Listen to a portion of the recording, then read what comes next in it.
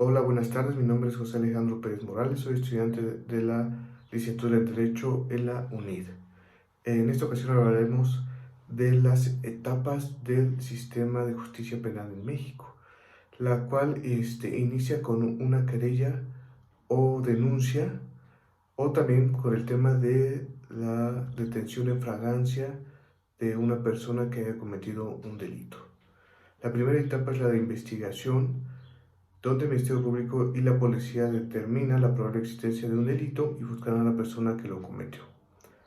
Una vez que el Ministerio Público cuente con pruebas de que una persona pudo haber cometido un delito o participado en él, debe acudir con el juez y acusarlo formalmente, que es la formulación de imputación en una audiencia pública. Por eso a esa persona a partir de ese momento se le llama imputado.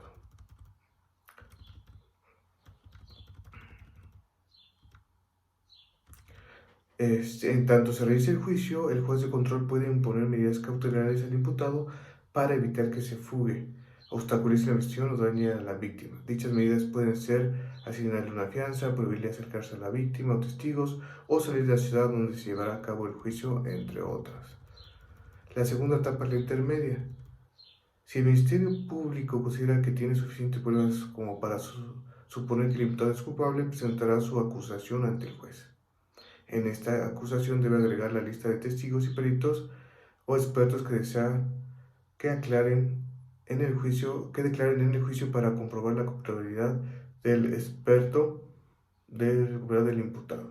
En la etapa intermedia se desarrolla un debate ante el juez de control en el que el imputado y la víctima, a través de sus abogados o por ellos mismos, proponen las pruebas que presentarán en el juicio. En ese momento el juez de control debe decidir cuáles admitirán. En el caso de delitos menores, se pueden aplicar salidas alternas que permitan encontrar una solución al conflicto sin llegar a un juicio y que ayudarán a terminar el proceso en un menor tiempo.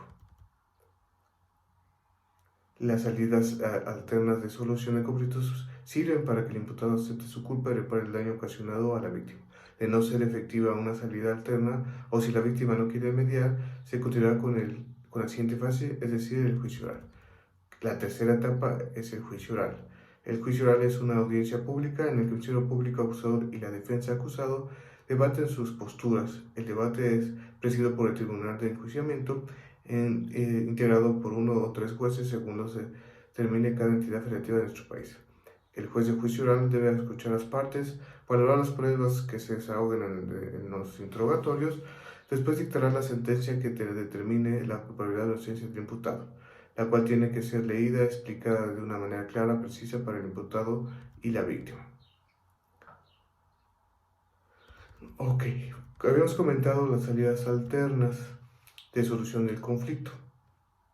Es una aportación del nuevo sistema de justicia penal acusatorio a la ciudadanía, es agilizar la solución de los conflictos, y para ello ofrece varias posibilidades para que los involucrados puedan llegar a acuerdos antes de entrar el juicio oral.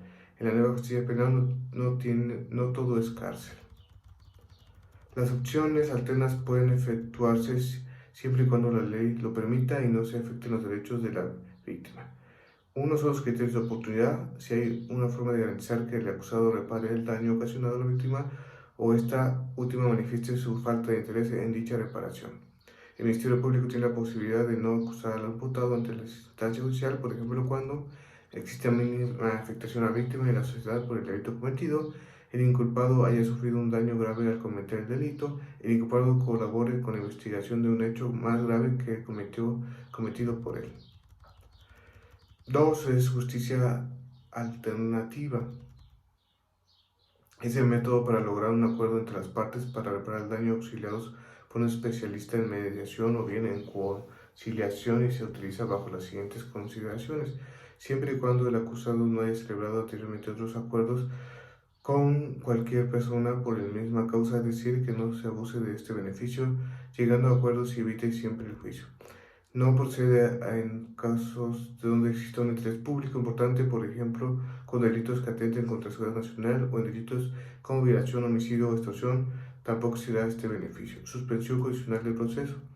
Las personas por primera vez comentan un delito no grave, puede solicitar al juez de control suspender el juicio o cambio de aceptar su culpa, comprometerse a indemnizar el daño causado y asumir las condiciones que imponga el juez. Por ello deberá satisfacer a la persona afectada en la reparación del daño y cumplir con las condiciones que el juez le imponga. Si el imputado no cumple con esta condición, se reanudará el proceso penal. Y por último, proceso abreviado. Consiste en la oportunidad que se le otorga a un imputado de aceptar su responsabilidad, evitándose realizar un juicio más largo que genere desgaste emocional y económico a la víctima.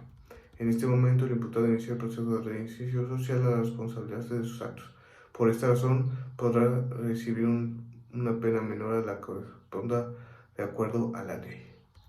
Para el proceso penal puede solicitar el culpado debe admitir la responsabilidad de los hechos por los que se le acusa, estar de acuerdo en ser juzgado conforme a los datos recabados durante una investigación y renuncia al juicio oral, que no haya oposición razonable de la víctima y se garantice la reparación del daño causado. Bueno, entonces en general las etapas del nuevo sistema penal de justicia en México. Muchas gracias.